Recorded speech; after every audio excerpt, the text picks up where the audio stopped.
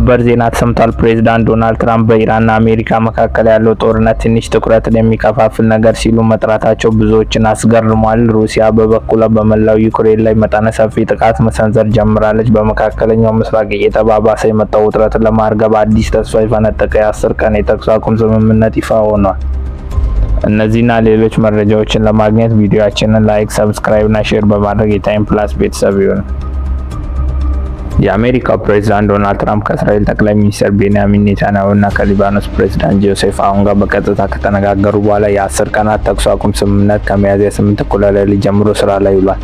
ይህም ስምምነት በእስራኤልና በኢራን የሚደገፈው ሂዝቦላ መካከል ያለውን ውጊያ ለጊዜያዊ ለማቆም ያለመ ነው። በእስራኤል አየር ጥቃት በሊባኖስ እስካሁን 2200 የሚጠጉ ሰዎች ተገድለዋል። ሆኖም ሂዝቦላ የዚህ ስምምነት ቀጥተኛ አካል አለመሆኑን ስምምነቱ ምን ያህል ይከበራል የሚል ጥያቄ አስነስቷል።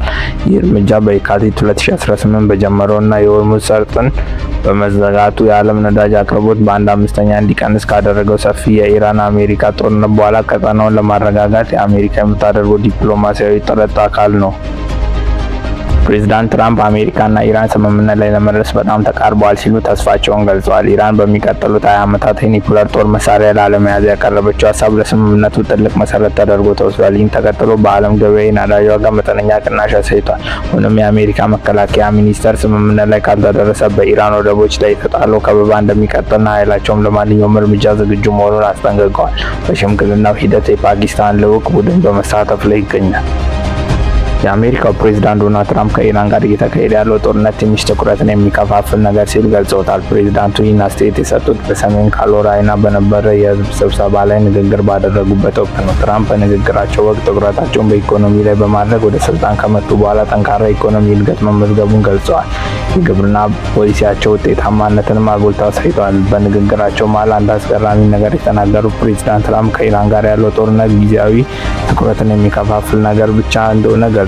በተመሳሳይ ጊዜ ጦርነቱ ትልቅ ስጋትን ለመከላከል በተለይም ኢራን የኒውክሌር መሳሪያ እንዳታመጥ ለማድረግ አስፈላጊ መሆኑን አስረድተዋል።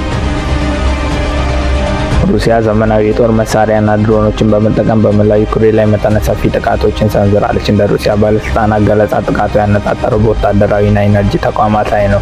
ሩሲያ የዩክሬን ወታደራዊ ኢንዱስትሪ ተቋማትና በሰራዊቱ ጥቅም ላይ የሚውሉ የነዳጅ ኢነርጂ ስርዓቶችን አውድመናል ስትል፣ ዩክሬን በበኩሏ በጥቃቱ ቢያንስ 16 ሰዎች መሞታቸውና ሌሎች በደርዘን የሚቆጠሩ መቁሰላቸውን የዩክሬን አደጋ ጊዜ አገልግሎት ገልጿል። ከቅርብ ጊዜያት ወዲህ እንዲህ ያሉ መጠነ ሰፊ ጥቃቶች በሩሲያና በዩክሬን መካከል ባለው ጦርነት ውስጥ እንደ ልማድ እየታዩ መጥተዋል።